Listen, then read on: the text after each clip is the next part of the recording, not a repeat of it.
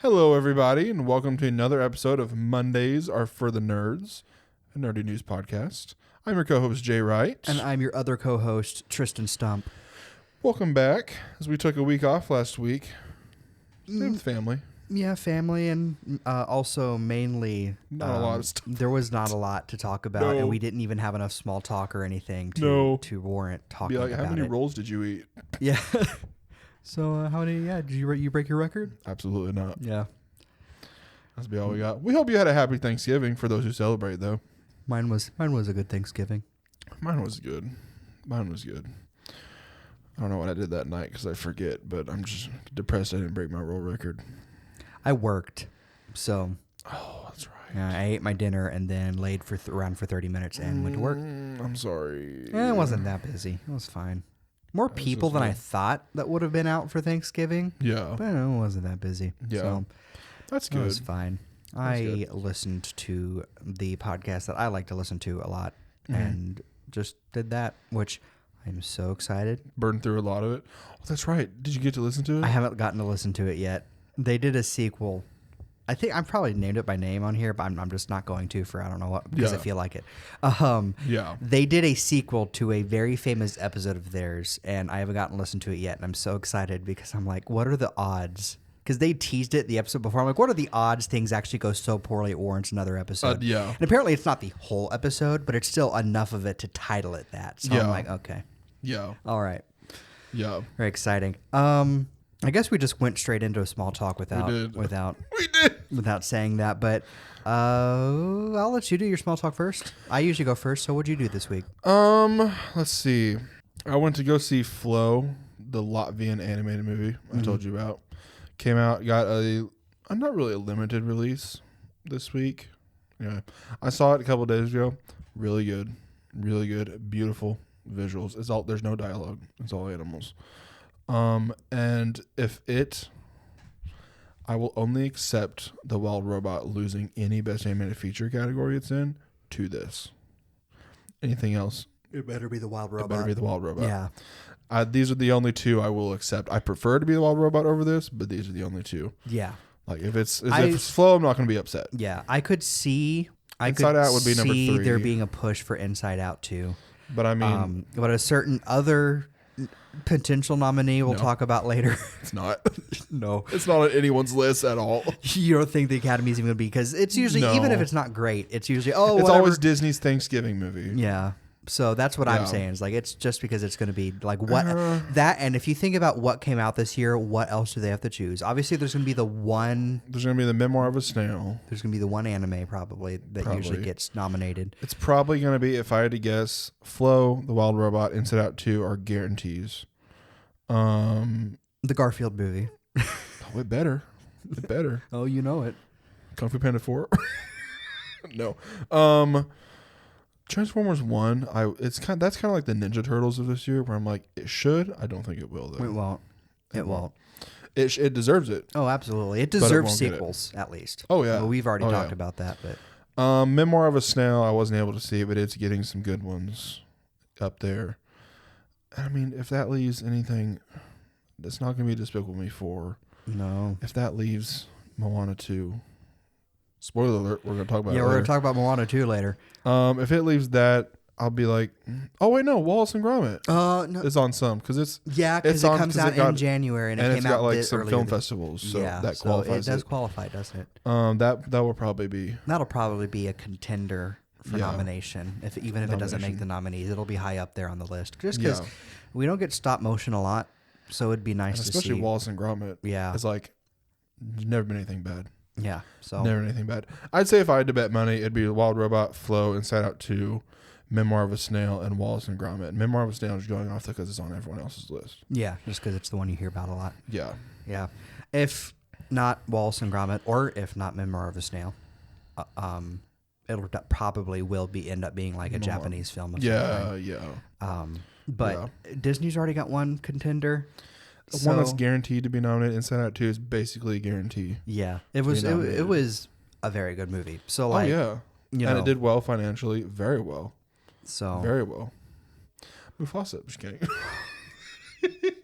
Hey, as long as it's nominated for animated film and not live action film.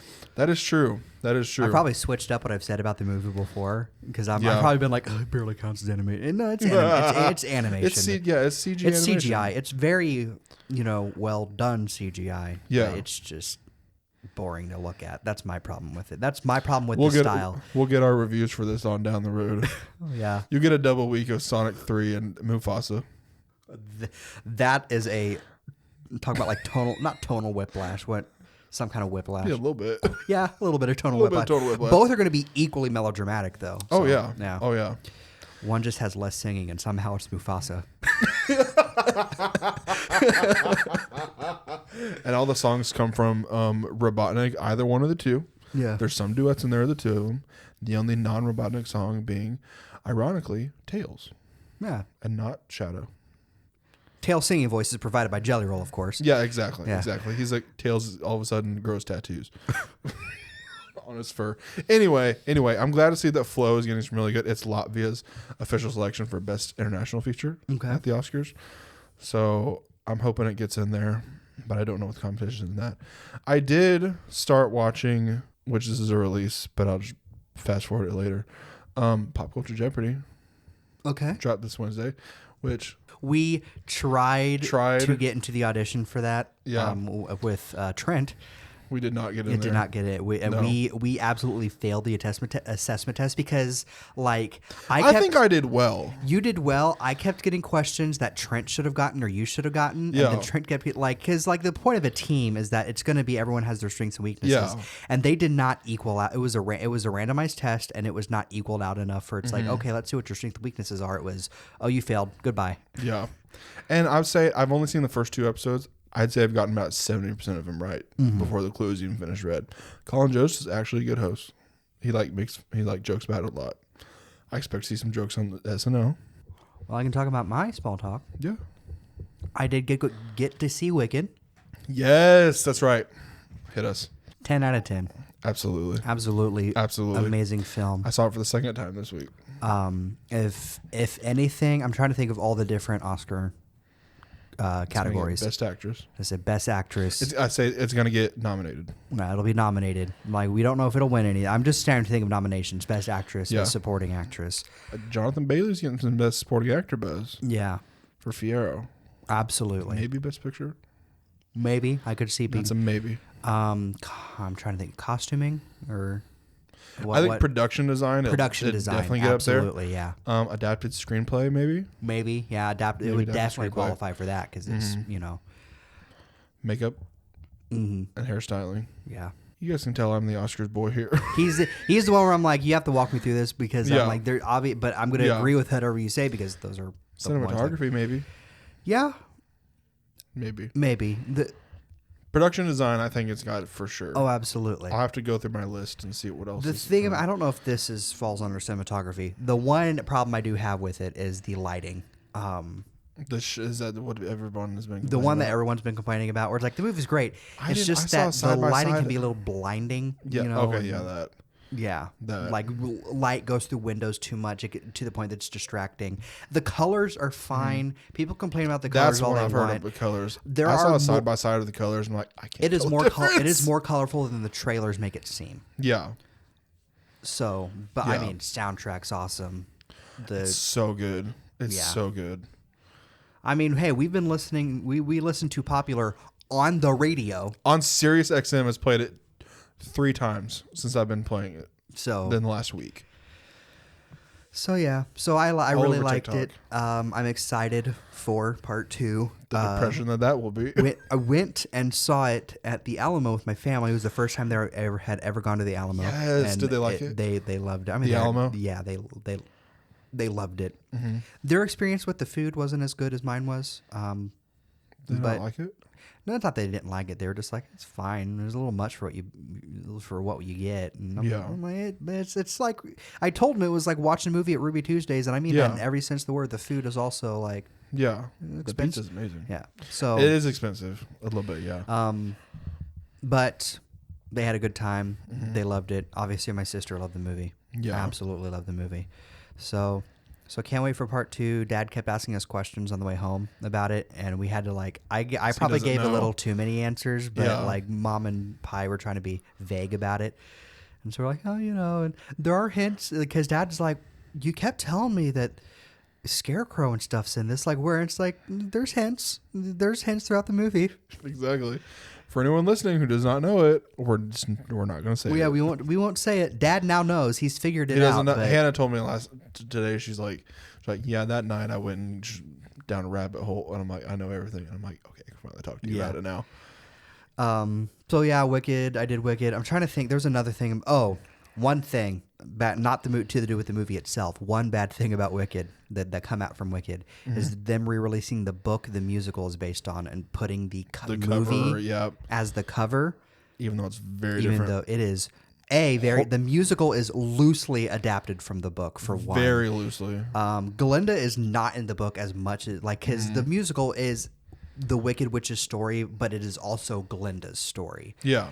The book is the Wicked Witch's story and then her legacy afterwards in to the other books, and they are very inappropriate. He made it inappropriate on purpose. The author has talked about that in interviews, like the first few pages are inappropriate just so parents won't buy, because he would hope that parents would read the first few before they give it to the kid. Before they give it to the kid. That's not going to be what's happening. I'm foreseeing a lot of Christmases of kids asking what certain things mean, and my sister has tried to read it and has said that there's also a use of like large words, and like the grammar is just so like you have to read things multiple times. Like colonial English a little bit. Yeah, where it's just like, why did you have to use that big fancy language just to, get it across? And my sister loves to read, so for her to say that means it is using like intentionally, like making it confusing to read. So just a warning for any parents that might listen. Yeah. Don't get your kid that book. Read it if you want. Let them choose it to read it when they're older. Yeah. If they want to. But it is definitely one of those things where I haven't read the book itself. I know what's in it. I've read the plot. I know what's in it as far as like the things that are the thing about the book. I prefer the story of the musical. It is a lot more. It still is dark, but not near as dark as the book is. And I don't know. Anyway, I just wanted to bring that up. My other small talk thing is that I've been playing Final Fantasy VII Remake a lot. I had gotten it when I got my PS4 a couple years ago. I went and all the money and stuff I had saved up or gotten from family and friends for Christmas, I went to GameStop and I bought a bunch of PS4 games for my PS4 that I had gotten that Christmas. And Final Fantasy VII was one of the ones I bought, and I played it a little bit, and then I stopped playing it for I can't remember what reason. Other games probably just distracted me. And so here recently I was like, I want to play it. I'm in the mood to like finish it and play it. Because I played through part of I think I've talked about that. I played Final Fantasy VII on here before, haven't I? Anyway, I believe so. I've been playing it a lot more, I should say. If people's like, he's repeating himself. A, it's been a couple weeks. B, I'm like, this is my like hyperfixation right now. I'm all about it right now. Anyway, I'm loving it even more. Like I'm in the final parts of it, and then there's I saw it said you're like 66% into the that one 16th chapter. Okay. Because this is a cool thing. I don't know if the PS4 was doing this, but the PS5, I'm definitely noticing a lot more, is telling you the progress of the game. And PS5, for like Epic Mickey and Astrobot, it was like, oh, you're this much through the game itself. Where like Final Fantasy, it's been telling me how far into each chapter that I'm in. So I'm in chapter 16 out of 18. Yeah. And I'm only about 66% into chapter, and then 17 and 18 are probably going to be pretty lengthy. And then I have the bonus chapter, the bonus content to play before I move on to Rebirth. And then I will play Rebirth. And then I'm going to finish the original, so when the third part of the remake trilogy comes out, I will have played through what the completely original of what the remakes are covering. Yeah. So, with all that being said, loving it. The cast is great. I'm repeating things people said 4 years ago when the game came out. Almost getting to experience almost 5 years ago, because it came out in April of 2020. Yeah. That's basically been my last couple weeks, is just working and then Chilling. playing Final Fantasy VII. And Apart from whenever we're watching movies. yeah, apart from we're watching movies. I mean, next week, we don't quite know how things are going to line up next week just because of certain things. There will be an episode. Oh, yeah. It just might be. But depending on when we get to record it, you will either have my thoughts on War of Rohirrim or you'll have my thoughts the next week after that. Yep. You'll definitely have my thoughts on Craven. Yeah, so we will definitely have Jay's thoughts on Craven. Well, I will not be watching Craven, but you'll have my thoughts on Craven as well. You have not told me these thoughts. I like giving Jay crap about things he... Craven is my favorite have fun Spider-Man here. villain. We're going to bring that up later. Well, I'll leave you with Craven is my favorite Spider-Man villain. If anything says anything bad about them, I will hurt them. Just kidding. And this was before he like got super into like the games and stuff. Like Yeah. he was just Craven was always his favorite. Craven And is then my favorite Spider-Man I villain. remember when the trailer for Spider-Man 2 came out that confirmed that Craven was the villain. I was like, you were just like all caps, like bro, and like because it was supposed to be the same month that Craven the movie came out. yeah, it was only supposed like to be. later. Yeah. We're gonna get like Craven the Hunter, and then Spider-Man 2 with Craven in it, and then Loki in the same time. Sal's the same month at season 2, and I was like, we're eating good. And then everything. And then the strike happened. And I was Yeah. like, anyway, should I get my releases for these past 2 weeks? Yes, sir. We'll start off with our big one. You want to hear more of us talk? In the movie side of things, on Wednesday, November 27th, we got the release of Moana 2, breaking all sorts of records at the box office, which I'll bring up later. 3 years since her first voyage, Moana is on an expansive journey in search of people beyond the shores of Motunui. Joined by Maui and a brand new crew of unlikely seafarers, Moana must journey to the far seas of Oceania and into dangerous, long-lost waters for an adventure unlike anything she's ever faced. So I'll start. I'll start us talking about this movie. So I don't know if anybody born past the year 2005 or 6 might be aware of this, but there was a direct DVD movie. It was a sequel to Atlantis. I truly don't know where this is going. It was a sequel to Atlantis called Milo's Adventure or Oh, I Milo heard of that. Returns. It is 3 episodes of a canceled Atlantis TV show that had already been completed before it was canceled because of Atlantis' box office failure. Re-edited into a movie. I don't know if a little extra content was made or not, but it was just 3 22-minute Monster of the Week stories turned into a movie. It's fine, but as a movie, it's bad because it's like the stories don't connect. It's just aimless if you look at it as a whole movie. This is Moana 2. So I'm getting there. Moana 2 was originally just known as Moana the series until March of this year. Who knows when the change was made internally, but as far as publicly, I think it was earlier this year. I think so. They said, "Oh yeah, Moana 2 is coming," because they changed what was coming out this fall. Like we didn't know it was coming out, and then they came out and was like, "Oh yeah, Moana 2," and then yeah, it's Moana the series re-edited into a movie. Yeah. And you can definitely tell. tell pacing wise. I know I'm talking a lot about this, Jay. I'm sorry. I just had a lot to say about this. We have basically the same thought. Yeah. Yeah. But yeah, the movie has pacing issues because it is a already finished TV show that was probably they got a small team of animators back to make it look better, and then they edited it into a movie. They cut out very obviously a lot of character moments for the new characters introduced. They cut out a lot of development time for them that would have given them, because it's a mini series. So unlike Milo's Return, which is just a TV show, this was like a mini series that was going to have an overarching plot. Yeah.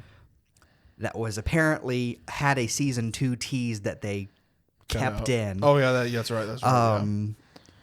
So Moana 3 probably. Yeah. But so it's just the pacing's off. It kind of makes the tone a little off too. Makes Moana's character a little inconsistent. And I told you when we talked about this. Whenever you can kind of tell because her crew slowly grows. Yeah. Throughout the whole thing, and that's something like a typical TV show ensemble does. Yeah. It grows the ensemble, But it doesn't give them but it doesn't give them much development. time to do anything. Except for maybe one. we Yeah, talked except about. for one who makes a couple important decisions, Yeah. but everybody else has their one moment, but it doesn't feel as earned because they own the only time that their one moment is foreshadowed is at the very beginning of the movie Yeah. and not throughout. There's a grumpy old man character who is just suddenly nice in the middle of the movie. You don't see him warm up to them. They just write him to be like, or they probably wrote him to warm up to them, but they had to cut it out of the movie. Yeah. And so there's those issues. The songs would have been perfectly fine had it still been a miniseries. Oh yeah. But Yeah. for being the next big Disney musical since this is the first one since Encanto, right? I mean, Wish wasn't that big. Oh, but Wish. I keep Yeah. forgetting about Wish. As most people do. Wish, Unfortunately. Wish's music. Unfortunately. Wish's music was There's some good. songs that slap Wish's in music that. was good. Yeah. The music was the least of Wish's problems. Yeah. The performance for the villain song is That's yeah. the villain song is the problem with the music, if Yeah. anything. We'll say it was missing. We a don't have big- to rant about Wish, No. but for it being the next big Disney musical, Moana 2's music, with exception of one song, is just. And that's the ballad song that they released. Is that the one you're talking about? No, I'm talking about the new character's song, the Bat Lady song. Oh, the Bat Lady song? The Bat Lady song was good. I thought it was all right. I thought it was really good. The one my favorite was like the ballad, The ballad. but that's also because that's the one you pour the most into. The obviously. ballad was just how far I'll go again, It was. including some lyrics. There were so many points in the movie that I kind of rolled my eyes because I was like, he said the thing because he said far he'll go. because how far I'll go. She said it at some point. That was said multiple times by multiple people. I think I can't remember exactly or not, but Maui said "You're welcome" at one point. He It was did. just He different did. things where it was like, Yeah. that would have been fine for a TV show. But as far Yeah. as a movie goes, the humor, just And so many bacon and egg jokes. just different things where it's like, reoccurring jokes that are funny when it's an episode by episode basis and not Yeah. throughout the whole movie. Yeah. Now we said there were some laugh out. Yeah, there for were me. laugh out loud moments. There were reoccurring It's in the jokes. trailer where he's just like she's having these like a big emotional talk, and he's look and he's half shark, Yeah, and he's like, "Is there something distracting you?" yeah, like there's moments like that's that. actually laugh out loud. You But yeah. obviously, Hey's really funny. Yeah.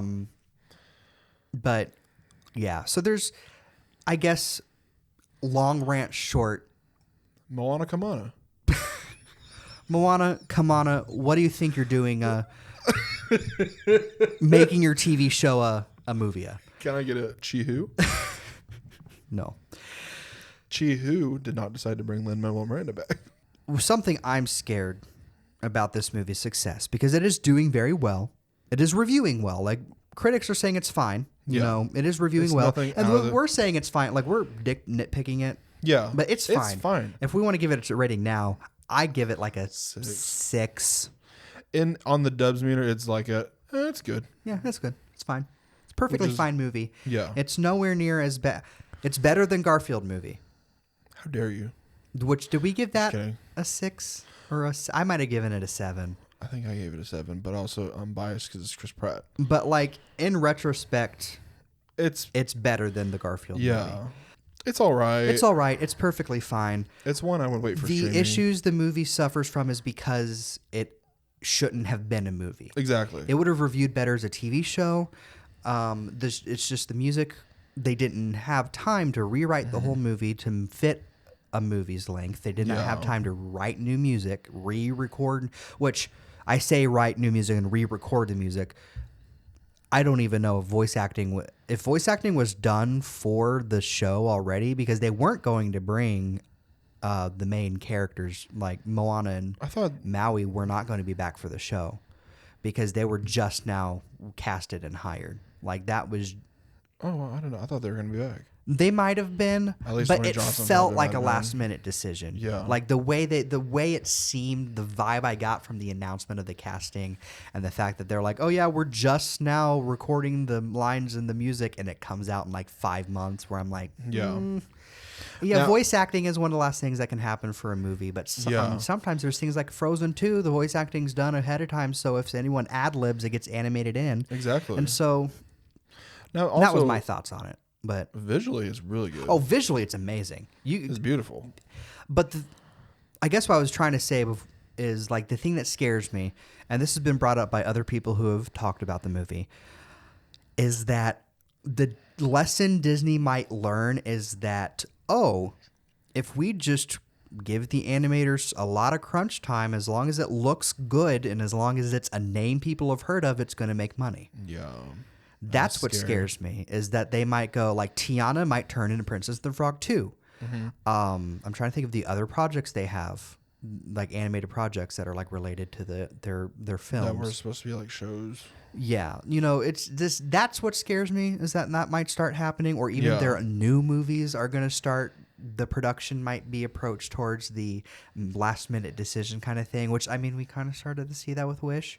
If anyone looks into Wish's production, and like you buy the Art of Wish, and you can see where they were making a completely different movie, and then they were told to change everything. And that feels like the direction Disney's going, and if Disney's, and I don't think that's going to last very long for Disney. Like, it's not going to end well, is what I'm saying. Because Moana 2, it's Moana 2, it's Moana. Of course, it's going to be successful. But if they approach this, if they keep approaching their movies like they approached Moana 2, but with like Wish and any other original movie, people are not going to like that. They're going to notice that it's a half-baked project, or baked on 600. Oh, well, if we set it to 300 degrees for 4 hours, if we just set it up to 600 degrees, it'll be done in 2 hours. Like, that's how they're approaching these movies. So that scares me. I'm ranting a lot. I'm sorry. This is an aside. That was Moana 2, the aside review. Exactly. Anyway, and I know, Jay, you didn't get to say a lot about your thoughts, but we talked about it. We kind of share the same. We share a lot of the same. So I'd just be reiterating what you're saying. So it's all right. Yeah, it's fine. I told Haley, I'm like, why she asked me about it, and I'm like, well, it's all right. And she's like, okay, you saying it's all right means I'm gonna wait till it's on Disney Plus. Oh, absolutely. And I'm like, yeah, that's fair. It's going to be the good, like, because Moana's the most streamed Disney movie. It's going to be quick to be up there. Oh yeah, but I give it February. The character acting is a lot more TV show like, where it's going to be a little more stiff. They're not going to be as fluid. Tattoo was, probably the most impressive part of it. Oh yeah, and he wasn't. You notice Tattoo and Water didn't show up a lot because that's more expensive to animate like that. So anyway. Yeah. It was fine. To end the review on a positive note, because I liked the movie okay. We saw it in a packed theater full of families. We did. Yes. And the families loved it. The kids were laughing. I heard there were parts where the kids didn't laugh and the adults were laughing. There was a part where I literally just laughed out loud, not even and then everybody else was just like, what? Well, I guess. Well, I heard one guy go, it was funny. Like, the person in front of us that wouldn't stop talking. Yeah. Anyway. With his phone. But that we've already ranted about that. Yeah. So go watch it when it's on Disney Plus. Yeah. It's worth at least. And now that we're 30 minutes into the episode, why don't you proceed with the rest of our my releases? Let me rapid fire real quick. Maria got a limited release. Tells the tumultuous, beautiful, and tragic story of the life of the world's greatest opera singer, relived and reimagined during her final days in 1970s Paris. And Queer got a limited release. On Friday, November 29th, September 5th got a limited release, set on September 5th, 1972, portraying the international hostage crisis involving the Israeli Olympic team as it unfolded live on global television. Friday, December 6th, we got the release of Y2K. On the last night of 1999, two high school juniors crash a New Year's Eve party only to find themselves fighting for their lives when Y2K becomes a reality. Getaway, a remote getaway, takes an unexpected turn when a family discovers the island that they're on is inhabited by a serial killer. And Werewolves, two scientists try to stop a mutation that turns people into werewolves after being touched by a supermoon the year before. I will be seeing that tomorrow, so you get my reviews on that next week. The Order got a limited release. A string of violent robberies in the Pacific Northwest leads to veteran FBI agent Terry Husk to a white supremacist group that plans to overthrow the federal government. The new Amy Adams movie, an artist who pauses her career to be a stay-at-home mom, seeks a new chapter in her life and encounters just that when her nightly routine takes a surreal turn and her maternal instincts begin to manifest in canine form. Got a limited release. And F, Marry, Kill got a limited release. Thrust into the dating app world by her best friends, true crime junkie Eva Vaught suddenly finds herself at the center of a real murder case. As new details come to light, she soon realizes that one of the three men she's dating could be the infamous swipe right killer. On Monday, November 25th, we got the release of Dear Santa on Paramount Plus. When a young boy mails his Christmas wish to Santa with one crucial spelling error, a devilish Jack Black arrives to wreak havoc on the holidays. Wednesday, November 27th, saw the release of Our Little Secret on Netflix, a new Lindsay Lohan Christmas movie. Thursday, November 28th, saw the release of Sweethearts on Max, follows two college freshmen who continue to date their high school sweethearts and now have to pull a turkey dump and break up with them over Drunksgiving, the one chaotic night before Thanksgiving in their hometown that puts their codependent friendship to the test. And on Friday, November 29th, we got the release of Nutcrackers on Hulu. Ben Stiller's returned to acting after a while. Mike reluctantly cares for his 4 nephews in rural Ohio after their parents' car accident leading to unexpected bonding. And on Friday, December 6th, we got the release of Mary on Netflix. In this timeless coming-of-age story, Mary is shunned following an otherworldly conception and forced to flee when Herod's insatiable thirst for power ignites a murderous pursuit of the newborn. And we got the release of A Nonsense Christmas with Sabrina Carpenter. On the TV side of things, Monday, November 25th, saw the release of Cold Case, Who Killed John Benet Ramsey on Netflix, as well as Get Millie Back Season 1 on HBO. Friday, November 29th, saw The Agency Season 1 release on Showtime. Monday, December 2nd, saw the release of first 2 episodes of Star Wars Skeleton Crew on Disney+. I watched it. It is like Star Wars meets Goonies. It's kind pirates. Space pirates. Space pirates, okay. Yeah, with See kids. This? If you lean in on the fact that Star Wars is supposed to be hokey, you think is that the right word to put it? Because the original Star Wars was very much, this is a space fantasy for kids that adults are also going to love. Yeah. And we started to lean towards like, how do we appeal to the broad audience and not how do we appeal to kids who like space? Yeah. And this John Watts created it. He directed the first episode, and I think he's going to be directing the last episode. He said when he pitched it to Lucasfilm, it was like Goonies, but with Star Wars. Okay. Yeah.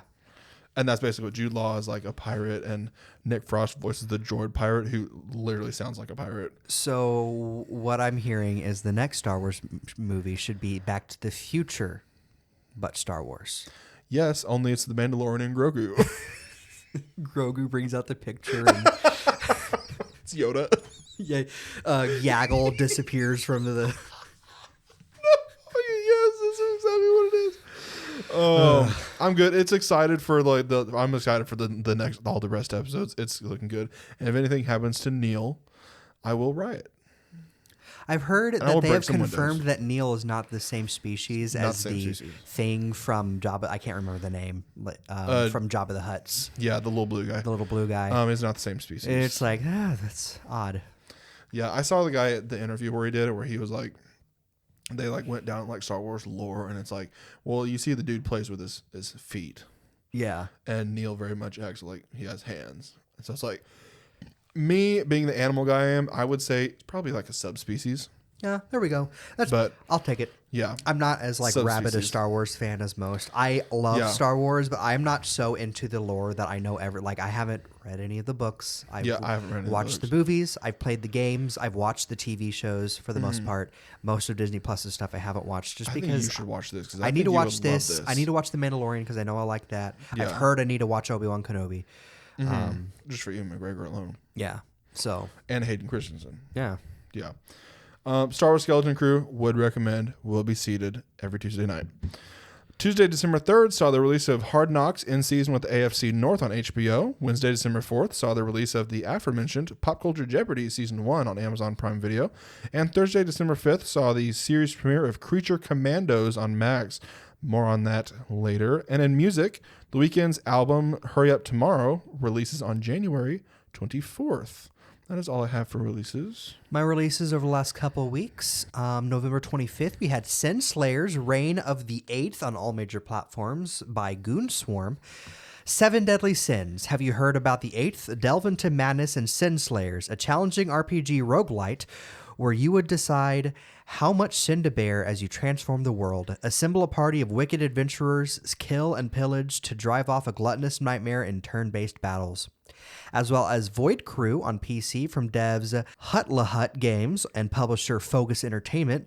Void Crew is a chaotic co-op roguelite game for 1 to 4 players. Outfit your spaceship and crew for thrilling quests, brave fierce enemies in space battles, and try not to panic.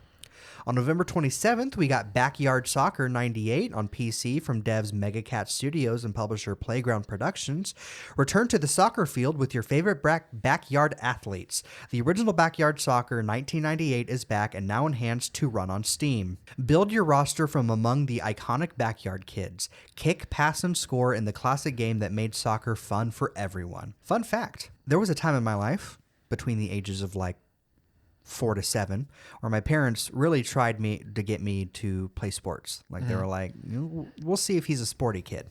T-ball and such. T-ball and such. I was not a sporty kid. What made them realize I was not a sporty kid was when I was put on the soccer team, and I was a good goalie. I was hyper focused on being a good goalie. I would dive and knock the balls out of the way. But when I just can't picture that. I'm sorry. But when I was in the field running, I would start chasing butterflies. I would get distracted and play statue. And then I would run up to Dad and be like, did you see, Dad? I stayed perfectly still. While the other team is like goaling because I'm not scoring goals. Goaling. And then my coach went up to my parents and was like, maybe sports is not for him. And so we tried Taekwondo, and I love Taekwondo. And then we moved here, and there was no Taekwondo, so we just did theater, and the rest is history. Exactly. Yeah. Just think if you would have become a soccer player, this podcast would not be happening right now. No. Probably. Honestly, I probably would have quit soccer and played tennis at some point. It still would not be happening right now. Any type of sports would not be happening. Because I have thought about, like, what sports would I have liked to play? Apparently, because I probably would have been good at I was good at T-ball. I like T-ball okay. It was when they took the T away. And just baseball? Yeah. I feel like I'm the best at basketball. That's because I'm big and I can block. But apparently I might have been good once they took the T away had we realized I'm a left-handed batter and not a right-handed batter. Right-handed? I was batting right-handed, and we were like, because everything else was right-handed. Yeah. But then one day we were just throwing the ball in the backyard. My dad's like, this is years later. Like we were living here. Yeah. And he's like, try using your left hand. And I just hit it right, Home run. Essentially. I don't know if it was a home run, but it was, I did better than I'd ever done. And it was like, oh, you're left-handed when you do that. And then the next day I was like, my grandparents at the time had a big yard, so my grandpa and I would get the golf clubs out and just hit, into their yard and go get them and stuff, because I never really went golfing with him on the course.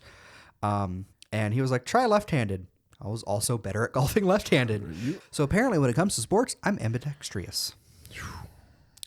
Can you be like left-handed at anything? This is not a sports podcast.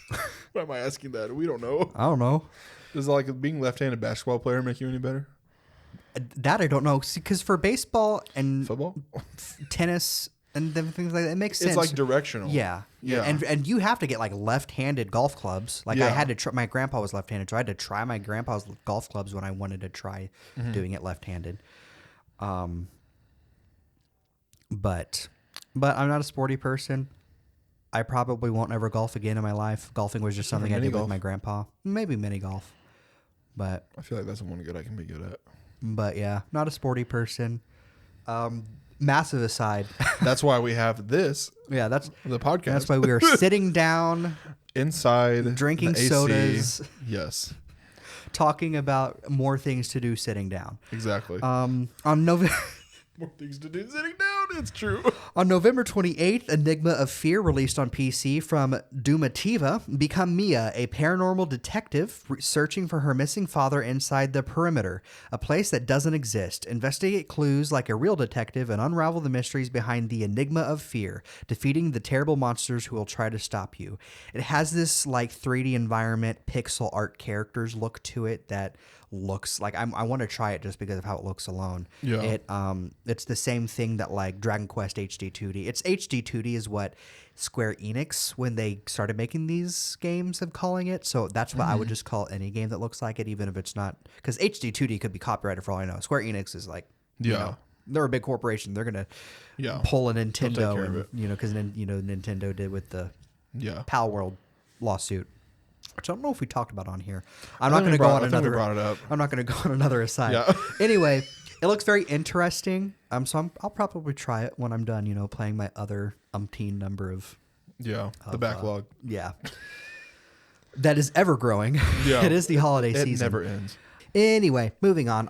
Also on November 28th, Snow Bros Wonderland on PlayStation, PC, and Switch from Tatsujin, Bitwave Games, Teoplan, and Clear River Games. The first Snow Bros game since 1994. Now a 3D isometric adventure instead of a 2D arcade two-player game. On November 29th, Wand Project on PC and Switch from devs Knights of Unity and publisher Untold Tales. Fast-paced roguelite bullet hell with deep, unique spell crafting. Create and use overpowered game-shattering spells by combining a multitude of magical elements. Defend Tokyo from a monstrous invasion using magic reflexes and game-changing combos. On December 2nd, we had Animal Crossing Pocket Camp complete on mobile platforms. It's a full version of the recently shut down Animal Crossing Pocket Camp mobile game. Nice.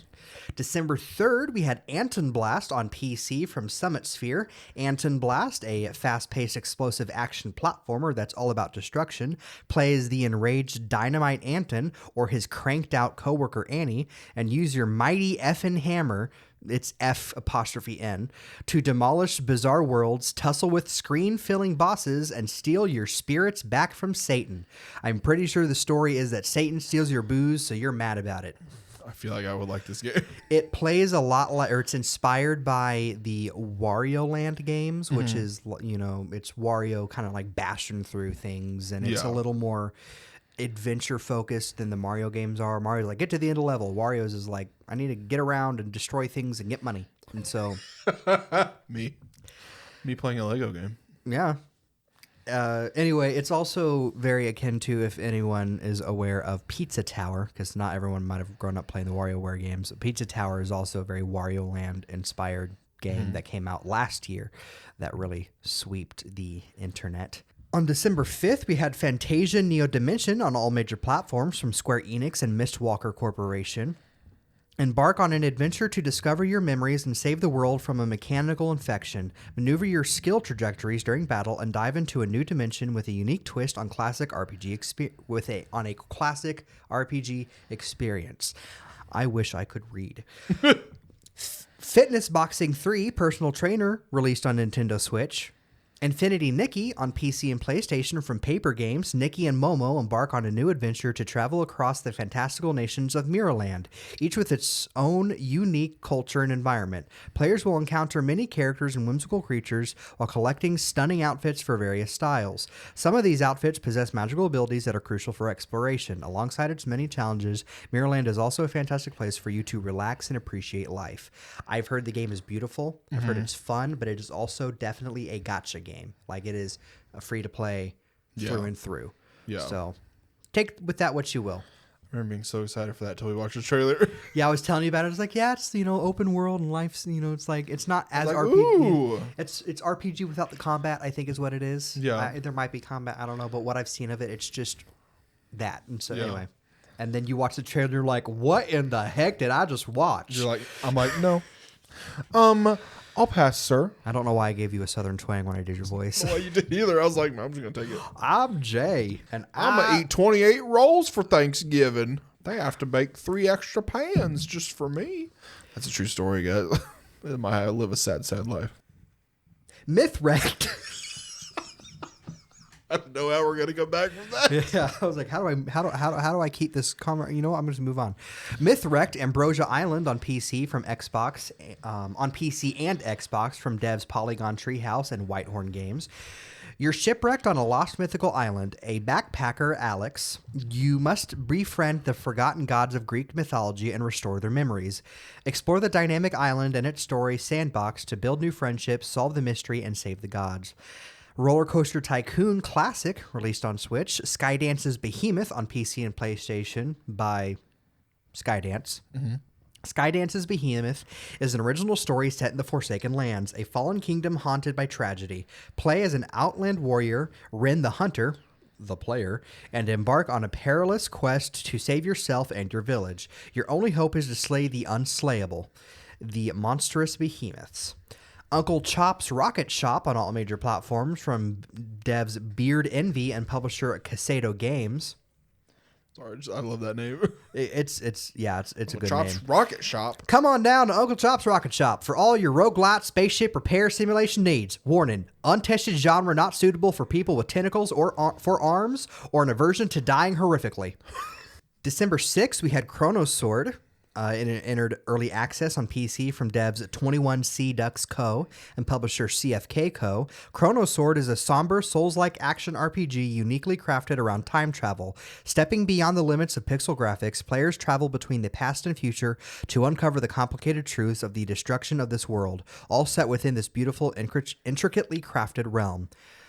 And on December 6th, we had Dogman Mission Impossible on all major consoles from devs Floor 4084 and publisher Mindscape. Dogman Mission Impossible brings the beloved book series to life. Help Dogman and his friends chase down the super bad guys in their most impossible mission yet. Wow. I don't know that was a thing. Jay, we got to play that. I know. And it's just cool to see the Dave Pilkey books get a game. I always wanted a Captain Underpants game growing up. So fun. That'd be so fun. Open world Captain Underpants game. Like right? Like based on the DreamWorks. I think you can only get like one out of it because if you thought like all the books villains are like the boss, the main boss side quest and all that. Yeah. And you have Poo Pants and then like the whole time travel things are like the big boss. Yeah. And then like all the different because it wouldn't be like a normal open world game. Like traversal would have to be like unlocking new ways to attempt to parkour everywhere because he doesn't. I guess he does eventually get actual superpowers. So I guess. But then if it's like raining, you got to do like the quest for like Jordan Harold or stuff like that. Yeah, as Mr. Krupp. So it would just be the George and Harold would be they'd be the MJ and Miles parts of the game because Krupp wouldn't help them. Yeah, what am I thinking? Finally, on December 6th, we had Marvel Rivals on PlayStation, Xbox, and PC from NetEast Games. Marvel Rivals is a superhero team-based player versus player shooter. Assemble an all-star Marvel squad, devise countless strategies by combining powers to form unique team-up skills and fight indestructible, ever-changing battlefields across the continually evolving Marvel universe. Yes. Jay got to watch me play for about, 40 minutes? A little bit something like that, no, something like that. One round, a lot of tutorials because I didn't know what the heck I was doing. You just booted it up, literally. I have played free-to-play games before, but nothing like Marvel Rivals, which I would say is Marvel Overwatch. Fortnite. Not Marvel Fortnite. It's more Marvel Overwatch. Yeah, because Fortnite has like less of a goal than this one does. I really liked it. I played as Squirrel Girl because that is one of my favorite Marvel heroes. Ever since she was in the Lego game, I was like, that character is fantastic. And so I looked up the comics. I'm like, this is great. Oh, yeah. Anyway. Played by Moana Ventrub. Who was supposed to play her in a canceled Marvel show. So it's fun when the full circle stuff comes like that, like when Nicolas Cage got to voice Superman for the Teen Titans Go movie. Exactly. Or, things like that where it's like, that's... And then the Flash happened. Anyway... For those of you who don't know who Milana Vaintrub is, the AT&T girl. Yeah, the AT&T girl is Squirrel Girl. She did a good job. The voice lines were good. I didn't hear a whole lot of them around all the explosions and chaos. And dying. I was sitting there getting mad at Jay, laughing at me because I would walk in the room and be like, all right, there's my teammates. I can finally help them. And then Iron Man would have come from above and and you had just gotten there after previously dying. I died. I respawned. It was like 80 in-game meters away, and there's no run button. You just have the one that I could tell. There might have been a run button, I don't know, but I just had the one speed I was going, and I go in the room. I'm like, all right, time to shoot some bad guys, and you wouldn't even get that out. Just immediately was just like zap. At the very end, you didn't get there, but 2 seconds, and you're just killed again. Yeah, I'm sorry, but that was you ended up winning. But there was a time where one of my teammates actually like grabbed me and like pushed me up onto a platform. Like they wanted me to be high up, and I took that as like, oh, they want me to snipe people. So I just started like shooting. And Squirrel Girl she shoots acorns with a slingshot. So I was just shooting acorns from above while my teammates were trying to get this like little spider thing to go across the. Anyway, I can just imagine like you're in the middle of like this big fight and everything, and all of a sudden you get pelted by like acorns. That's probably, I would say Marvel Rivals is probably the biggest release of the week. Maybe Fantasian, maybe Infinity Nikki, because those are like the other big, like that's Square Enix. Infinity Yeah. Nikki was like being hyped up. As far as the indie games go, Ant and Blast has been highly anticipated, but like Marvel Rivals, I feel like, is the big one. Marvel Rivals is the biggest one. I'm sorry, Skydance, but What about- they're relatively new, so they haven't really.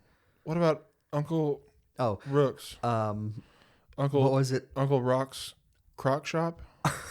Uncle Chop's Rocket Shop. Uncle Rock's Crock Shop. Come on down to Uncle Rock's Croc It's Shop. just a We got shoe all your store Croc shoe simulator. store needs. We got the fuzzy Crocs. We got the regular Crocs. We got the Crocs that are flip flops. So they don't even count as Crocs. We don't have the Shrek ones, though. That's my releases for this week. It's your releases. I got my first half of miscellaneous. All right. On poster side of things, we got a poster for the Screen X poster for Mufasa the Lion King. We got a poster for Snow White. Got a poster for The Simpsons Christmas special titled "Oh Come On, All Ye Faithful." Do you know that? Yes. New posters actually for Dexter Original Sin. Posters for Sonic the Hedgehog 3, Wallace and Gromit, which is on its 4th week in a row. Wallace and Gromit, Vengeance Most Foul on its 2nd week in a row. Ballerina, Invincible Season 3, 28 years later. The 30th anniversary IMAX re-release of Seven and Severance Season 2. In terms of trailers, we got the new trailer for Snow White releasing March 21st in theaters. We got a couple new teasers for Secret Level, 3rd week in a row. Or a teaser for the Pac-Man episode, releasing December 10th on Amazon Prime Video. Got a first teaser for Doctor Who Christmas Special, releasing December 25th on Disney Plus and BBC iPlayer. Got the teaser for 28 Years Later. It's really a trailer teaser, releasing June 20th in theaters. The full trailer rumored to be releasing in Tuesday. A new trailer for The Gorge, releasing February 14th on Apple TV+. Trailer for Severance Season 2, releasing January 17th on Apple TV+. Yellow Jackets Season 3, releasing February 14th on Paramount+. The Wheel of Time Season 3, releasing March 13th on Amazon Prime Video. And Reacher Season 3, releasing February 20th on Amazon Prime Video. In terms of release dates, the aforementioned The Simpsons Christmas Special will be releasing on December 17th on Disney+. The White Lotus Season 3 will release in February on HBO, as well as 2 more HBO release windows of Euphoria Season 3 releasing in 2026, and A Night of the 70 Kingdoms releasing in summer 2025 on HBO. In casting, Celeste O'Connor and Asa German have been cast in Scream 7. Viggo Mortensen has been asked to return as Aragorn for The Lord of the Rings The Hunt for Gollum. And in the Harry Potter TV series, have you seen all these? Yes. They've offered roles. These are not confirmed. Papa Esidu has been offered the role of Severus Snape. Brett Goldstein is being eyed to play Hagrid. Sharon Horgan is being eyed to play McGonagall. And Mark Strong is being eyed to play Dumbledore, but Mark Rylance is still in the list of actors being considered for the role. They released the names of actors participating in Season 21 of Actors on Actors from Variety. Panic Carefully, Elizabeth Olsen cast alongside Julia Roberts in Sam Esmail's next film, described as a paranoid thriller similar to Mr. Robot and Silence of the Lambs. Mr. and Mrs. Smith Season 2 has found its new Mr. Smith and Mark Edelstein. Steven Spielberg's untitled UFO movie has cast Wyatt Russell in talks to star, and Elle Purnell will return as Jackie in Yellow Jackets Season 3. In terms of new looks, Secret Level, we got our first clip from the Armored Core episode and the first clip from the Sifu episode. New look at the Seven Dwarves and Snow White. New look at Severance Season 2. New clip from Den of Thieves 2 Pantera on its 2nd week in a row. For the 2nd week in a row, also a Minecraft movie shows up with a new look at a creeper, zombies, and skeletons.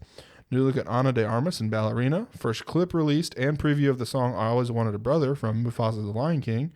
First look at Kobe Smulders reuniting with Jason Segel in the new episode of Shrieking Season 2.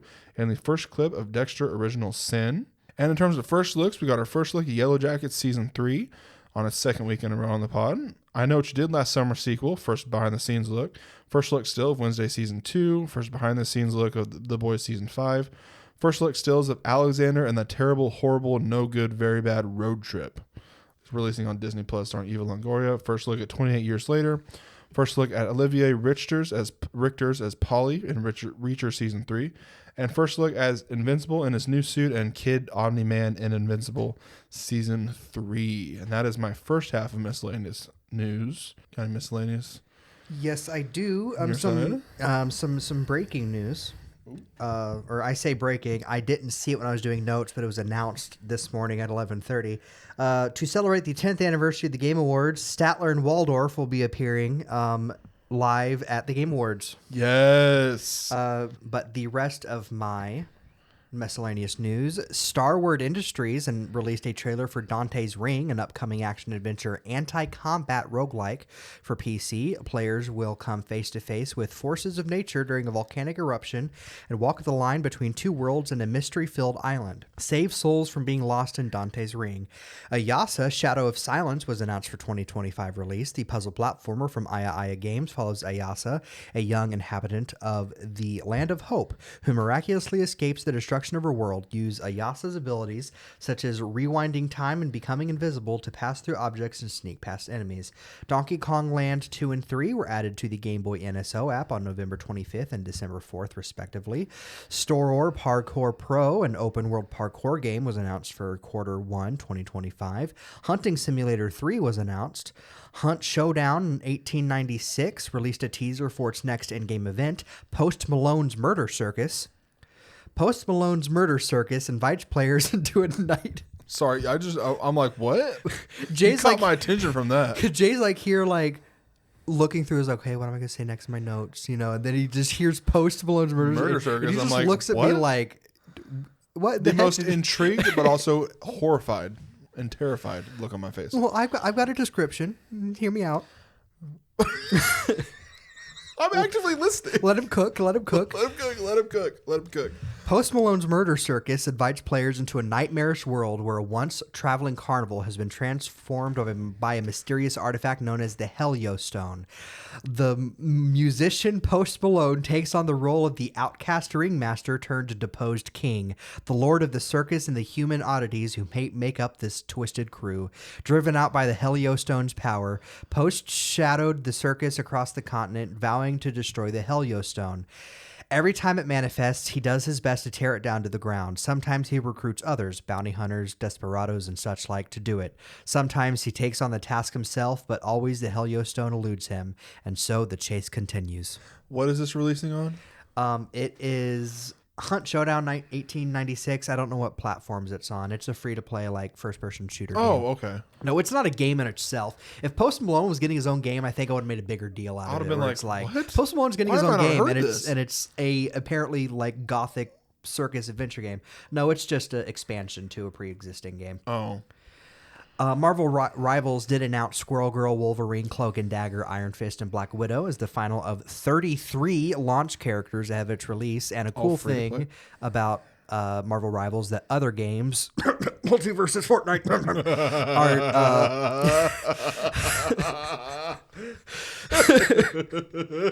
is that all 33 launch characters are available to players from the start. And I believe they have said future characters will just be added to the roster. You're not going to get it. You just find who you like. Because the thing about games like Marvel Rivals is that every character plays differently, so you're going to find your character you like to play as. And so, especially when it's a fighting game like Multiverses, and the free characters you get might not be who you like to play as, yeah. And you have to either pay real money or grind for a long time to get the character you do like to play as. Yeah. I don't know if I would like Multiverses as much as I do if I hadn't gotten to play test it and already unlocked all the characters. Yeah. All that being said, Marvel Rivals, and you're never showed off those characters. Like everything they add, you're not going to lose anybody. Yeah. Yeah. So the only thing you're going to be spending money on Marvel Rivals is the Battle Pass, because that's just a thing all those games do. And that's only if you want to. And costumes. And both of those is only if you want to. If you just want to get on and play as one of those characters and just fight each other, you can do it. Car combat game Drive Loop will enter early access April 2025. GTA Online Agents of Sabotage event will launch December 10th. Upcoming tropical sci-fi game or sci-fi life sim game Echo Beach has confirmed a April 4th, 2025 release. A trailer was released for Marvel mobile game Contest of Champions 10th anniversary event Rise of Idols. Do you remember playing that one on Speech and Debate? I do. Oh my goodness, yes. Even before that, yeah. Free-to-play RPG Project Mugen has released a trailer retitling itself as Anata. Bleach Rebirth of Souls will launch on PlayStation, Xbox, and PC March 21st, 2025. That's the next big anime adaptation game. Ubisoft has announced that X Defiant will shut down in 2025 alongside the immediate closure of its San Francisco and Osaka studios, laying off over 300 people. We've already talked at length about decisions like this. Yeah. Very disappointing. All year it's been stuff like this, immediate layoffs, immediate closures where... Yeah. And Ubisoft is kind of hoping Assassin's Creed saves some stuff for them. If not, they're probably going to be making more stupid decisions. So, Assassin's Creed Shadows. Yep. Should have had it by now.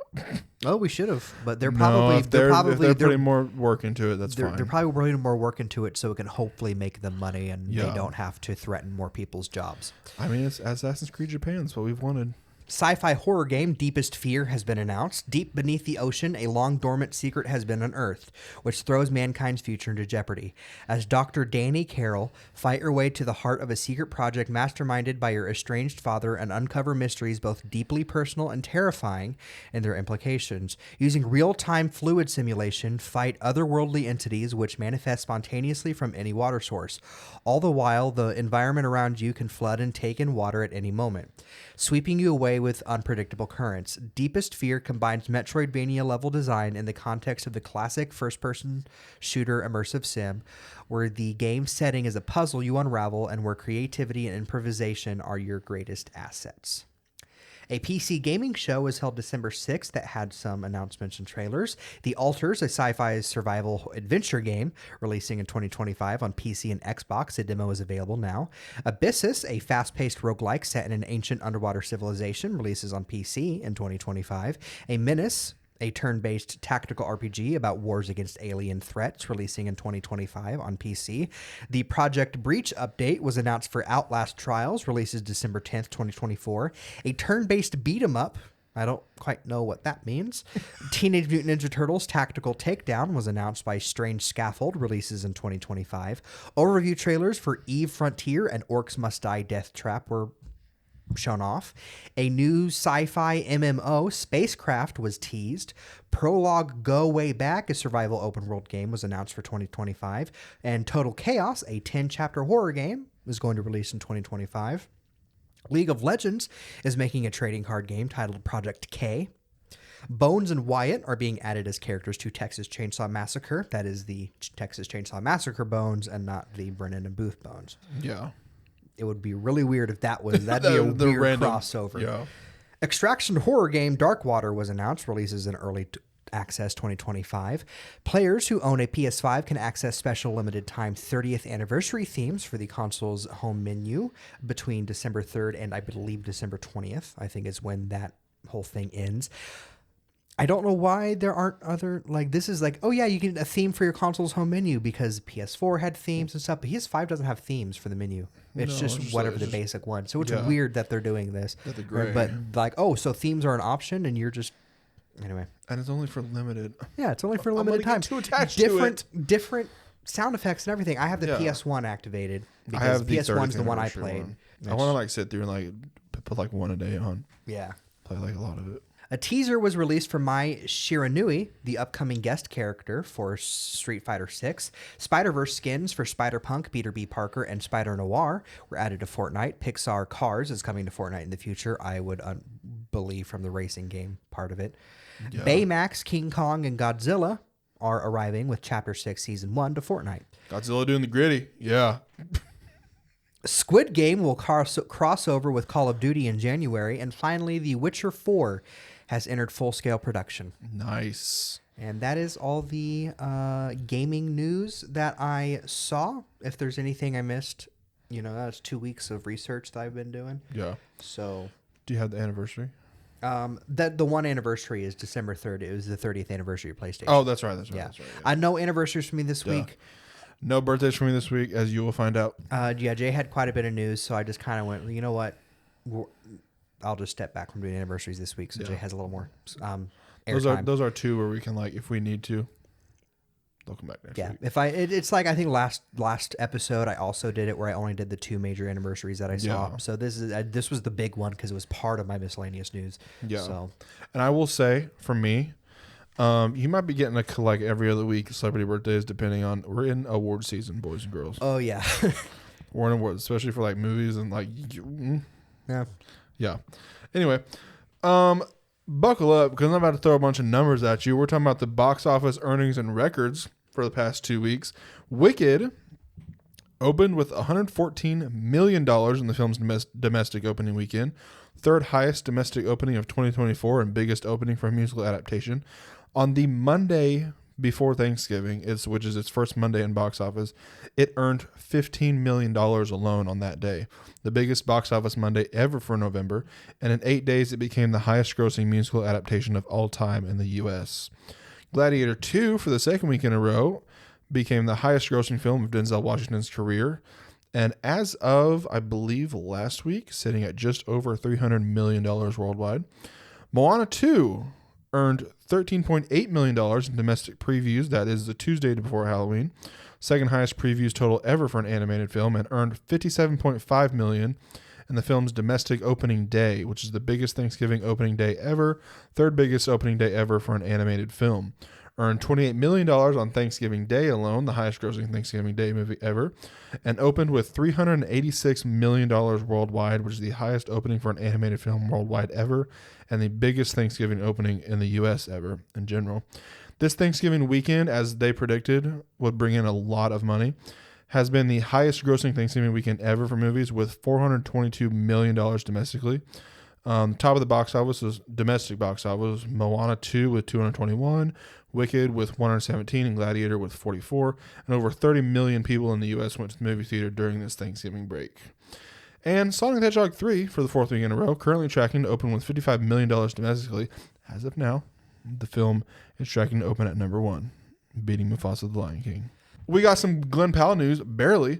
He reacted to Timothée Chalamet picking Texas to beat Georgia on College Game Day this week, which is enough news for me to include him in this podcast. He said, quote, "Give us the trophy, give him the Oscar."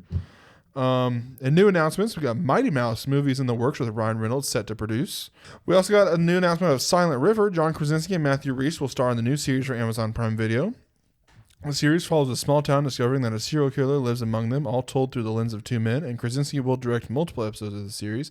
Canyon, Don Cheadle will star as a part-time jazz musician and full-time killer in a new action thriller movie written by John Wick creator Derek Kolstad. Deeper, Tom Cruise is set to star in a supernatural thriller directed by Doug Liman. The film follows an astronaut on a deep-sea dive, exploring a newly discovered trench who soon finds himself confronted by sinister and dangerous forces. Lucky, Anya Taylor-Joy will star in and executive produce a new limited series following a young woman who was raised in a life of crime but has left that world behind. However, she must return to her criminal side one more time in an attempt to escape her past. Philomena Kunk will return with a 1-hour special titled Kunk on Life. The special will see Kunk try to answer the question, what's the point of it all? Releasing January 2nd on Netflix. Little Brother, John Cena and Eric Andre will star in a new comedy for Netflix. The film follows a real estate agent whose carefully curated world is upended when his eccentric little brother unexpectedly reappears. A Scrubs revival is officially in the works. Studios now trying to secure the main cast to return. The Saviors, Adam Scott and Danielle Deadwyler, will star in the comedic thriller. The film follows a suburban couple whose life spirals out of control when they rent their garage to a mysterious tenants. And Anne Hathaway is set to star in a thriller about AI with Joseph Gordon-Levitt set to direct. Ryan Johnson will produce the film. Last week, the Animation Guild had reached a tentative deal with studios for a new 3-year contract for members. The provisional deal includes AI protections that, quote, includes notification and consultation provisions. That's the only piece of last week miscellaneous news I included. Worth mentioning. Yeah, that's very worth mentioning. Oh, absolutely. I am so glad a strike didn't actually happen. I know. Because narrowly avoided it. The industry, the whole entertainment industry doesn't need one more strike happens, and I think it's just gonna grinding halt. Yeah. The American Film Institute has chosen its top 10 films and TV shows of 2024. The top 10 films are Nora, The Brutalist, Conclave, Dune Part 2, Amelia Perez, Nickel Boys, A Real Pain, Sing Sing, and Wicked. And its top 10 TV shows are Abbott Elementary, The Bear, Hacks, A Man on the Inside, Mr. and Mrs. Smith, Nobody Wants This, The Penguin, Shogun, Shrinking, True Detective Night Country. And my last piece of miscellaneous news, Lego, Moana 2. Did you see this? I did We're not. getting a buildable hey. Oh, cool. With a stand, and you can, I think, take it off the stand. 566 pieces, retailing for $39.99, releasing on March 1st. Pretty good piece to price ratio. Very good piece to price ratio. And in lieu of birthdays this week, I have 2 different awards nominations that were announced. The 8th annual Astra Awards nominations were announced. Best Picture nominations are Anora, The Brutalist, Challengers, Conclave, Dune Part 2, Amelia Perez, A Real Pain, Sing Sing, The Substance, and Wicked. I'm not going to go through all these for time's sake. I'm just going to pick out some. John M. Chu got a Best Director nod for Wicked, as well as Dune Part 2. Glenn Powell got a Best Actor nomination for Hitman, which I'm like, oh, wow. Best Actress, Cynthia Erivo got one. The Substance is getting some good awards buzz. Best Supporting Actor, Jonathan Bailey. Denzel Washington was after I saw Gladiator 2. I'm like, if he doesn't get nominations, something is wrong. Best Supporting Actress, Ariana Grande got a nomination. Margaret Qualley for The Substance. Amelia Perez got 2 of them. Best Animated Feature nominations were Flow, Inside Out 2, Memoir of a Snail, Transformers 1, Wallace and Gromit, Vengeance Most Foul, and The Wild Robot. And Best Voiceover Performance got nominations for Amy Poehler and Maya Hawke, both from Inside Out 2, Brian Tyree Henry from Transformers 1, Owen Teague from Kingdom of the Planet of the Apes, and Lupita Nyong'o and Pedro Pascal, both for The Wild Robot. One thing I did see that caught me off guard, Best Comedy or Musical, Challengers got a nomination in that category. And I'm like, that's a drama. I watched that. I'm like, there's not a funny part of that in my mind. I'm like, I don't know why that's there. Listen, The Bear is getting nominated for... That's exactly what it's reminding me of. I'm like, okay. Wicked is also on that, and it's going to win. And the 30th Critics' Choice Awards also came out. The television one, as I said multiple times on this podcast, The Penguin, Kristen Milioti. It might not sweep, but Kristen Milioti better win. And I'm looking at all these in here. I'm like, from what I've seen, she has it in the bag. The Penguin did get nominated for Best Drama, Best Actor, Best Actress, and Best Supporting Actress, all those actings in a drama series. Best Limited Series. But she's going up against Best Actress in a Limited Series movie made for television. Cate Blanchett in Disclaimer, Jodie Foster, True Detective Night Country, Jessica Lange, Kristen Milioti, and then Phoebe Ray-Taylor for Out of My Mind, and Naomi Watts from Feud, Capote vs. Swan. I'm like, her only competition really is Jodie Foster. If she doesn't win this, and if Neil dies in the Skeleton Crew, you're not going to see me on the podcast because I will be in prison. I will be in prison. Best Animated Series. Did you see this? I did not. Nominations: Batman, Cape Crusader, Bluey, Bob's Burgers, Invincible, The Simpsons, and X-Men '97. You really got a wide array of stuff.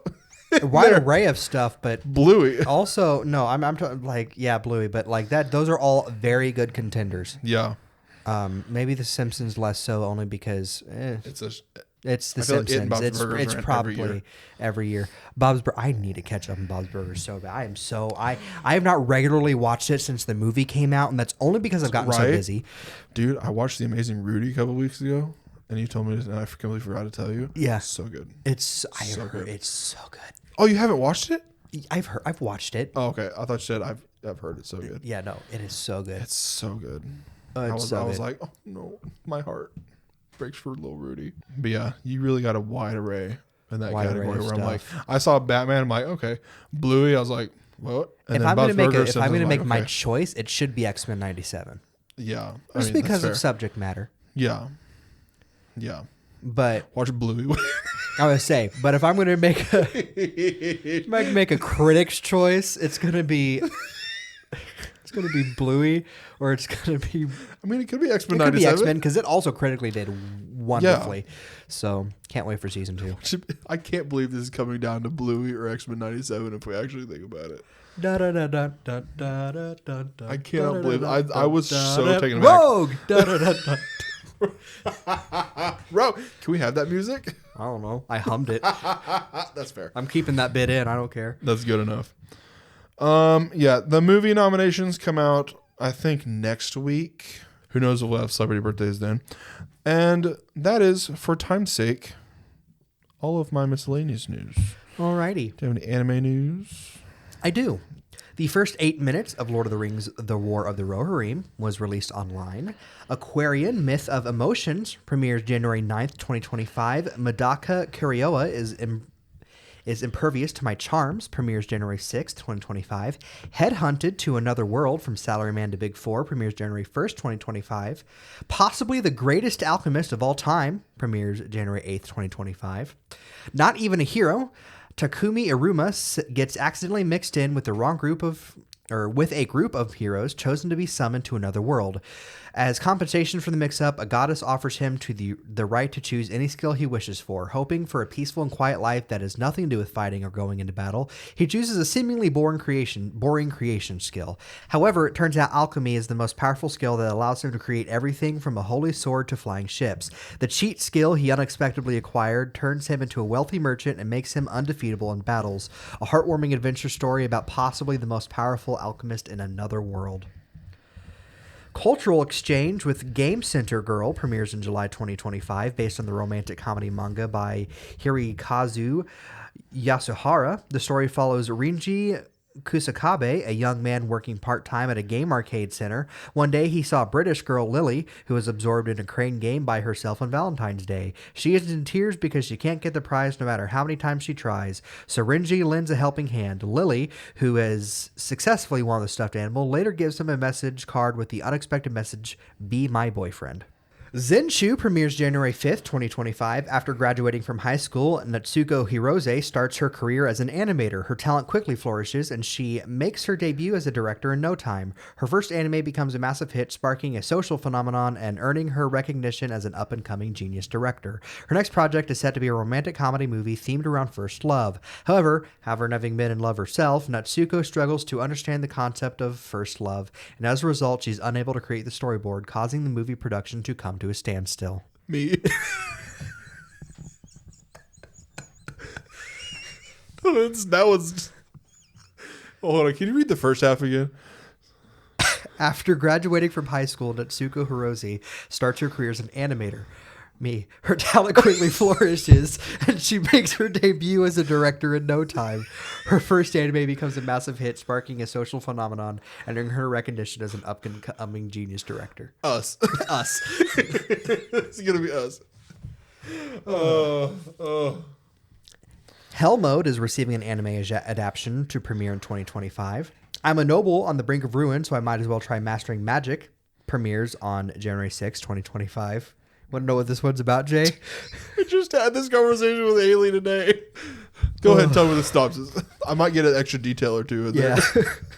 Liam Hamilton is not who you think. On the surface, Liam is the son of a failing noble family, but on the inside, he's actually a lowly peasant? ? One night, he's a miserable middle-aged commoner chugging cold beers at the local tavern. The next day, he suddenly wakes up as the youngest son of a noble count. Make it make sense. Liam Hamilton has no idea how he ended up this way, but he does know one thing for certain. As a noble, he could finally try learning magic like he's always dreamed of. Too bad the noble house he's been reborn to is on the verge of collapse. That is, unless they prove themselves worthy of high society. When Liam discovers he's a natural affinity for magic, can he save his doomed house, or will he go back to being just another lowly commoner? No, I know nothing else than I knew. Just kidding. And finally, Ascendance of Bookworms next season is set to premiere in 2026, and Flower and Asura premieres January 7th, 2025. Nice. That is my anime news for this week. Nice. I got comics news, including last week. Peacemaker Season 2 for the third week in a row on the pod. The filming has wrapped. We got a new poster for CCXP. I never bothered to figure out what that was. For Superman, showing up for the fourth week in a row on the pod. And Superman and Lois aired its series finale this week, ending the era of DC shows on the CW. Now for the big DC release this week, Creature Commandos dropped Thursday on Max. The first 2 episodes did for the third week in a row. Have you seen them yet? I haven't gotten to watch it yet, no. I watched the first episode. I watched the second one. The first clip was also released, and Shaggy apparently appears as a background cameo. Yes, I have seen that. I don't know what episode. I didn't catch him in the first one. It might have been because it's a background cameo, and I didn't notice it. I did watch the first episode. Like I said, I loved it. I GI Robot. I said you told me it's pretty funny. Oh yeah, inappropriate, it's hilarious, but pretty funny. Yeah. GI Robot just. Have you watched Harley Quinn? I have not. Okay, because I was going to ask you how it compares to Harley Quinn, because Harley Quinn's also pretty vulgar. Now, and I will say how James Gunn's comments make a little bit more sense now, where the past stuff in the DC EU is only canon. And I heard someone describe this on a TikTok. I forget who it is, but he said if it's mentioned, so like there's something in episode 1 where Rick Flag talks to Amanda Waller. Have you seen Peacemaker? Yes. Where he mentions her being outed by her daughter. Okay. So the way they described it, the way this TikToker described it, is that event in Peacemaker season 1 is canon. I think he meant as that doesn't mean the entire show. Yeah, canon. events could parallel. Yeah. Which makes sense. Yeah. So I mean, after that, I'm like, okay, this kind Because of makes that sense. could just mean that he's also going, because that happens in comics. There's alternate universes to comics where certain events still happen. Yeah.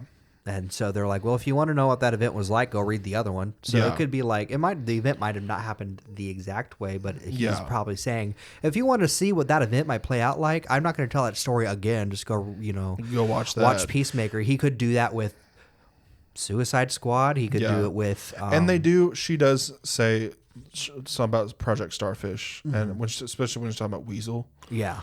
And how it's like he's the only lone survivor of Project Starfish, and then she looks at Rick Flair's like, "I'm sorry."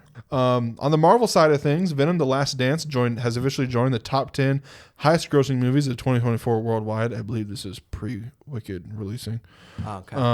at least pre-box office information coming out. Kraven the Hunter for the 4th week in a row got new posters, international posters, ScreenX, Cinemark XD, and Dolby, and the first 8 minutes were released. I'm very biased, obviously, but I loved it. Loki Season 2, Loki references encounters with Amora/Enchantress and Hercules in a new deleted scene. For your friendly neighborhood Spider-Man, new look shows Spider-Man is a streamer. And Deadpool and Wolverine for the 3rd week in a row. The script used the names of Stranger Things characters to hide all the cameo names in the film. The Fantastic Four First Steps filming has wrapped, and explorers found some of the set built in an underground cave. Did you see Discussing Film post that? Yeah. And then, like, for copyright reasons, we can't show you the picture, but here's a picture of a Minecraft cave. I was like, yes. I was like, Can you imagine like going spelunking with your friends and finding Mole Man's lair or something and being exactly. like, what is the this? heck? And you think they would have gotten rid of it? Like, there has to be. They might have been in the middle of getting rid of it or something. True. Like a break or something like that. Yeah. Weekend break. Daredevil Born Again for the 4th week in a row. Wilson Bethel says it is set 5 years after the Netflix series. Captain America Brave New World for the 3rd week in a row. We got a new look at Danny Ramirez as the Falcon. And Coleman Domingo says he's in talks to have a role in the MCU. I believe he's also voicing Norman in Your Friendly Neighborhood Spider-Man. He said they literally sat down and said, "What do you want to do?" And I said, "I don't know. What do you got for me?" So we're having engagement. And James Gunn reveals they had plans for 3 spinoffs for Guardians of the Galaxy while he was at Marvel Studios: a Ravager series, a Legendary Star-Lord project, and a Rocket and Groot project. That's all I got for news this week. For celebrity deaths, I do have one we missed from November 20th. It was Andy Paley. He was 72. He's a music producer known for his background scores for SpongeBob SquarePants, amongst many others. Yeah. As well as producing music for a bunch of, I don't know if you looked into any of his other career, but there was a bunch of artists that were like musicians that he produced music for that I forgot to list off when I was sending it to you. Because as far as people like our age are going to know, SpongeBob's the big one. Yeah. Yeah. Last week, we only had one, Chuck Woolery. He was 83, Love Connection, and then the original Wheel of Fortune host, which I did not know there was no host before Pat Sajak. There was, yeah. Most of our most of the game shows that we know. Steve Harvey's not the original. Just kidding. No. I mean, I know there were others. Kidding me? I know there were others, but the only one I remember watching that wasn't Steve Harvey was the guy from Home Improvement. Tell me Alex Trebek is the original host of Jeopardy. No. I'm quitting the podcast. Alex Trebek was the host of the revival of Jeopardy. I'm quitting the podcast. And then this week, we got Wayne Northrup. He was 77, Days of Our Lives, Dynasty, and Port Charles star. Bob Breyer, 44, former My Chemical Romance drummer. Eminem's mother and frequent song subject Debbie Nelson passed away at the age of 69. Kyle Birch, star of West End's The Strange Loop, died at 26. And Tom Christopher, he was 84. He was a memorable One Life to Live villain. My sources this week were Deadline, Movie Insider, Hollywood Reporter, BBC, The Direct, Collider, The Atlantic, ET Online, Ape Entertainment, Showbiz 411, Entertainment Weekly, People, Time, Vanity Fair, New York Times, The Playlist, ID, Screen Rant, LA Times, Vulture, Comic.com, Roman Chastain on TikTok, and the official Critics' Choice website, as well as, of course, Discussing Film. I want to thank my sources this week, IGN, Discussing Film, Crunchyroll, and official sites and socials. All right, so this month, we were going to do some kind of goofy Christmas tier list, and we honestly ran out of time. Yeah. So we're just going to straightforward. We're just going to rank Christmas Santas. Which we did bring up this idea before. Yeah, we brought up this idea before. And so we usually make our own tier lists, but we were using a pre-existing one because we ran out of time. Yep. So there's some Santas we did want to include that probably aren't on here. We really haven't looked at it extensively. We just saw Threw it up Santas. here. We saw Santas we recognized, and here we Threw it up are. here. So Is it Santa Buddies? I believe that is the Santa Buddies Santa. I haven't seen Santa Buddies, honestly, since I was so long. We're just ranking Santas. There's no We're just going to rank twist Santas. to There's it. not going to be any twist to it. My original thought was Santa Death Match, but we don't have time. Tournament style to Yeah. make a whole tournament bracket thing. Yeah.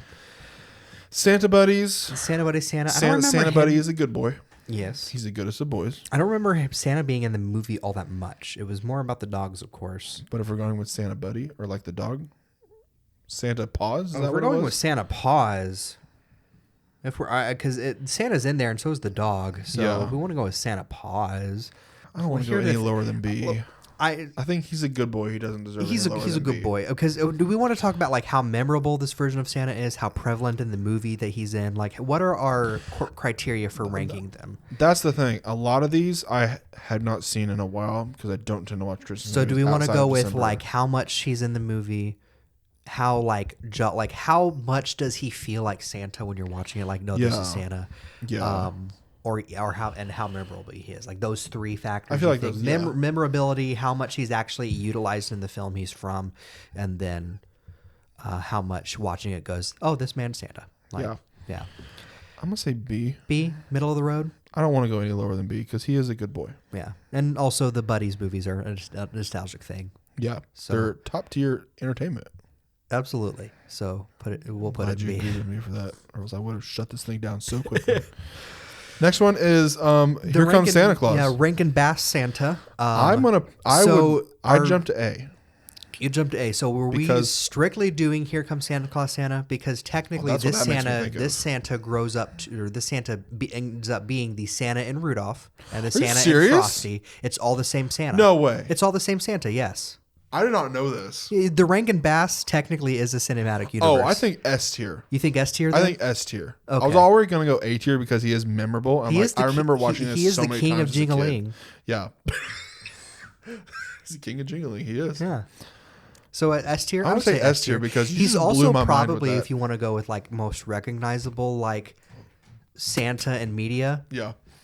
you know, he's up there. He Like is. he's watched every year. Like, a you lot of see these this- a lot of these Santas are going to be, yeah, you might know them, but it comes down to the household whether or not it's watched every year. Rankin Yeah. Bass is You know, That's you an know every year thing. Rudolph the Red-Nosed Reindeer. Yeah. You know, Here Comes Santa Claus. But I'm gonna yeah. say S tier. Would you agree with S tier? yeah, I would agree with S tier. This is Ed Asner from Elf. He's not in it that much, He's not in it that much. No, but he sends Buddy on his way to find his papa. he does. Your delivery of that was great. Good. He's got to go down a peg because he's not in it a lot. Yeah. It's not really about him.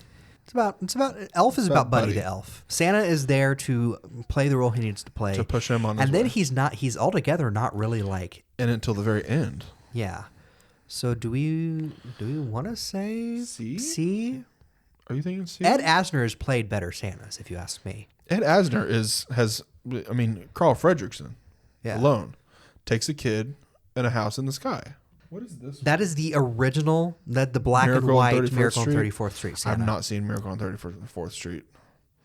Then if you haven't seen it and I barely remember it, let's go with the middle of the road and say B. Because I remember the remake a lot better than I do the original. I have watched the original quite a bit. I haven't seen any of the Miracle on 31st Streets. I will say that right now. What is this one? Oh, does it say That this is Robo Santa, I believe, is what they call him, from Futurama. No, they don't call him Robo Santa. Robot Santa Claus is literally his name. You basically had it. If you want to go by entertainment factor, he's probably A or S. But if you want to go by like how he is as Santa, he is D tier D. because he's a murderous robot who his naughty sensors went way too high, so everyone's naughty and he overreacts and kills them. Okay, yeah, I would say that's not. So by the year 3000, Christmas is a time to be inside with your family because if you stay outside, you were going to die. Okay, no, I wouldn't say D tier. D tier, okay. Because he can't be on Ed Asner's level. Yeah, He can't be on Ed Asner's level. Jay, do yourself a favor and watch the first Futurama Christmas episode. Okay. So good. Is the holiday armadillo on here? Just kidding. It is not. That's a crime. All right. How dare they? Okay, we have Klaus. No, that's not No, that's not the Santa from Klaus. That is, I think that is a Santa. Let me Google it real quick. Yeah, so this is Santa Claus from Marvel's Avengers Assemble. So I'm going to look have at not his. seen that. We're going to judge him purely on what his wiki page says because I stopped watching Marvel Avengers Assemble after like the first season or Disney so. XD apparently is still a thing. It's still a thing. I got YouTube TV from my parents, and Does I it was have scrolling through it and originals? I don't know. Most I'd say a solid most. Every single time I've been scrolling through it, it's Big City Greens. That For makes the sense. entire Big strip. City Greens has become like the new steeple. Yeah. Yeah. Until Phineas and Ferb comes back. Okay, That'll be let's just see. Disney Plus though. So according to the Marvel Avengers Assemble wiki, Santa is the god of Christmas. Okay, that puts him at A tier. Just kidding. Jolnir, known as Santa Claus, is a frost giant elf hybrid with immense magical power who hails from the realm of Elfheim. Rather than use his power to rule, Jolnir uses it instead to bring joy to children of the 9 realms, giving them gifts, particularly Midgard. Jolnir's antics become a blessed time for the people of the realms, and they celebrated his merrymaking ways as a holiday, which became known by humans as Christmas. Jolnir gained a new name from the children of Earth as Santa Claus. He appears in the TV movie Marvel Superheroes Adventures Frostfight as the main focus of the story. He has superhuman strength and durability, immortality, ice magic, healing, space-time manipulation, and a pure heart, which gives him which achieves his godhood. Yeah. Uh, Okay, I have a take. This might be. I don't think it's gonna be controversial. okay. I'm gonna say A tier A tier? because all these other Santas are just on Earth. Yeah. He goes across all 9 realms and delivers joy to children. I would say, dare I say S tier? Dare I say S tier? If we were to go with like how like cool this Santa sounds, I would say so, yeah. But then, But it's like, the meaning of Santa Claus. yes, He's delivering children across delivering realm. children. No, he's not delivering children. Santa He's stork. not an OBGYN. He's delivering joy to children across 9 realms, not just one. Yeah, I agree. S tier. Yeah, was that controversial? Let's put him in S tier. S I tier? don't think it's that controversial because I agree with you. Okay. Before we move on, this is the overview synopsis for the Christmas special. A team of heroes must stop Loki and Ymir from stealing Santa Claus's power and taking over the world. Meanwhile, Rocket and Groot are also after Santa for their own purposes. Heroes, presents. villains, bounty hunters, and elves clash in an epic quest with the fate of Holiday at stake. Timeline: due to Captain Marvel not joining the Avengers until her debut episode, this takes place between sometime before that. I'm not gonna lie, I kind of want to watch this now. We might have to hunt it down. We will. It's probably on Disney Plus somewhere. Oh, and it's got Matthew Mercer as Captain America. That's cool. Anyway, moving on. Next is Klaus. Klaus. One of many J.K. Simmons Santas. One of many J.K. Simmons Santas, and one of the best animated Santas, in my opinion. Absolutely. But he is grumpy for most of the movie. He is. He is kind of like a not very Santa-like for Doesn't most his of the wife movie. die though? Is Yes. that why he's grumpy? Mm-hmm. So he's not grumpy just to be grumpy. He's Yeah. grumpy because he's sad. and But in that does mourning. make him not very Santa-like until probably the end of the movie when he... Because he's making all of his wooden toys for the children. So do we want to put him at A tier? I would say A tier is where I was thinking. Yeah. Because of how good the movie is. Oh, yeah. Movie's so good. Fantastic. I forget who voices the postman. I believe I want to the say it's is the dude from 30 Rock who voices Felix, but I only think of him because it Jason reminds me of Schwartzman. Felix. Okay. I remember that now. Would you say A tier? I would agree with A tier. A tier? So we have the next one One after more. that. One more. I am trying to remember what Santa that is because it looks so familiar. All right, it's the Santa from Get Santa. After many perilous searches we just did, and me almost throwing my phone across the room. I don't remember this movie very much. He looks the part. He Pretty does. good. He does. He looks the part. He is holding carrots. He's having kids be very nutritious. I think that might have been to lure in the reindeer that apparently is Oh. the main... Because the movie's about him and this father and son gathering his reindeer before he's arrested by the police. Why does that sound like a me kind of thing to do? A few days before Christmas, Steve Anderson, a former getaway driver, is released on parole from prison after his parole officer Ruth informing him that she will consider any occasion where he misses his meetings with her as violation and send him back to prison.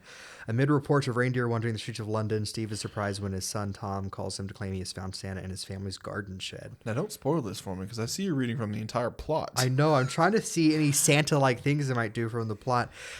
He looks the part. We don't know it. Do we want to do the same thing we've done with the last one or just put him in B? I say C. C? If we don't know a lot about him. Okay. He's up there with Ed Get Asner Santa. from Elf. Santa is C. Get Santa. And that is it for this week. That is it for this week. Well, I'm actually loving this because I wanted to throw my phone. Yeah. All right. I like just making assumptions off these, just off of look almost. Yeah. Anyway, we thank you for joining us in this holiday episode of We Were Entering the Holiday Season, boys and girls, listeners. Mondays are for the nerds. I don't know what happened to me. My brain stopped working halfway through that Remember to sentence. like, comment, and subscribe. Do all those interaction things on whatever you are watching us on.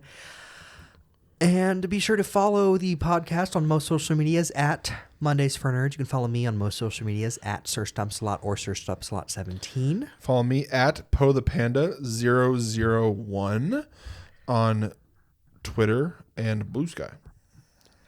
And on that note, we will see you all next week for whatever nerdy news we may have. Yes.